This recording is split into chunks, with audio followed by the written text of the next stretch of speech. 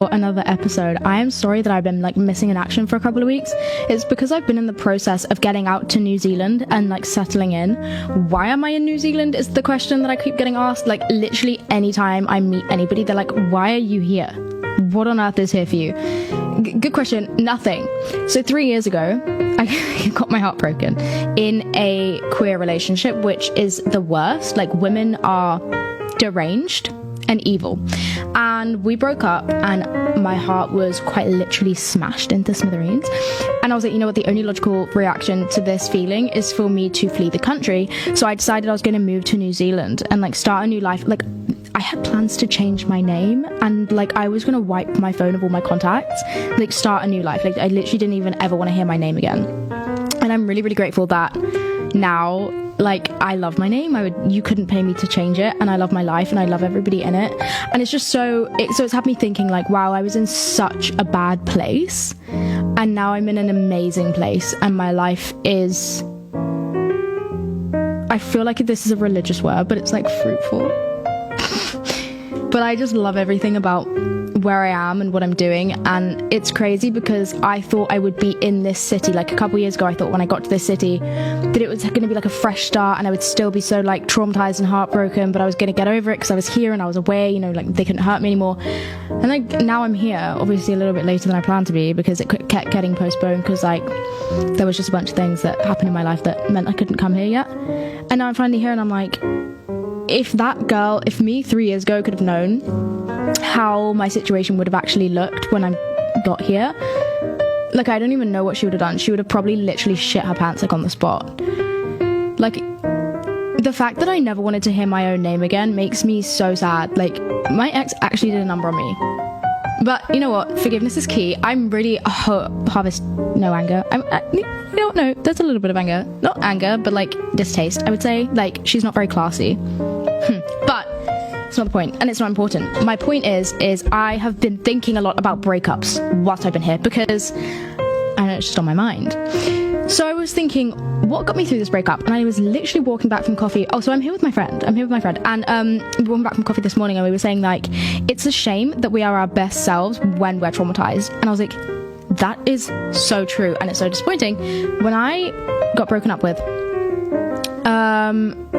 I went back to university and I lived kind of in the middle of nowhere when I went to uni, and I would go on these hot girl walks every day, and I would put my earphones in and I would go on these walks and I would repeat things to myself like out loud, because I lived in the middle of nowhere, and they were like affirmations and like goals and intentions and stuff. And I've never shared this. I've never even shared this with a therapist before, but this is what I used to do. Walks, and I used to say out loud to myself, I'm actually like shy to say this, but I used to walk on these hot girl walks and I used to say out loud, right, I cut my energy ties from me, my name, and then this other person's name, and I cut their energy ties, their name, to my name, right, because I think that's just as important. And then I would finish it with, there is no longer any emotional ties between me and this person, right? And I would say that over and over and over again on this walk, like a 2-hour walk. And I would say it before I went to bed at night, and I would say it when I woke up in the morning. And I said there were so many things I used to say. It wasn't just that, but I think that was really what got me over this person, because for me it wasn't just like a breakup, it was like traumatizing. It was like there was so many other things that happened, and like so many, it's just like abusive things that went down at the end of that relationship that just put me into shock. I think I was honestly in shock for like a year, to the point where I could not see, felt like I couldn't see things that were close up. Like it was like my vision wasn't even there for like a whole year. I don't know how else to describe it. Like I remember one night, oh my god, this is so deep and personal.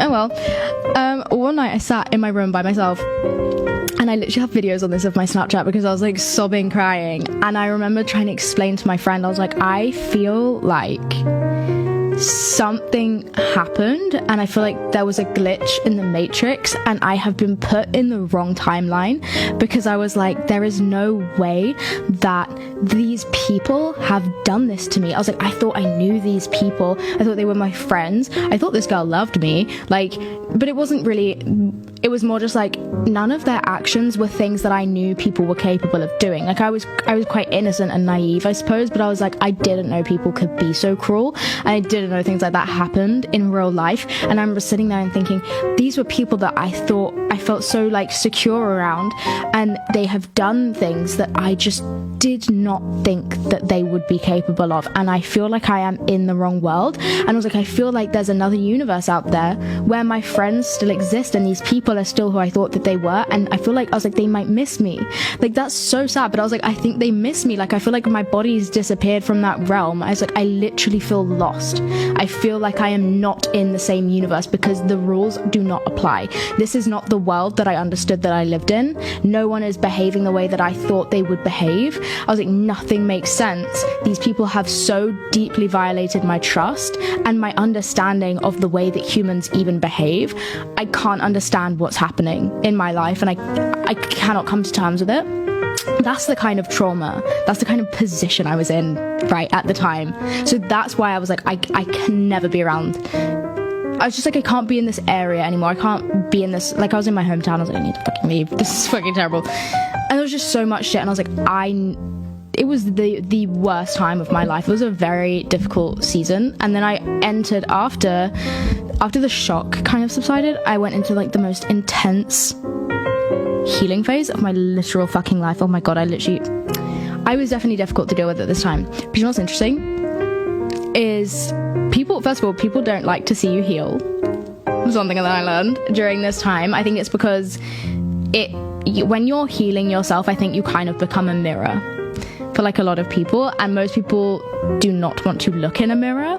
I even know it now, because I'm like, when I leave phases of healing, when I see someone who's in that deep phase of healing, mostly because it reflects something that was not a fun time for me, but I often feel a level of resentment towards people, and I'm self-aware enough to know what that is, but like, I often am like nervous to be around those people because it might dig up some unpleasant feelings. And then I'm also like, oh, you're also pointing out to me that I'm not doing the work myself.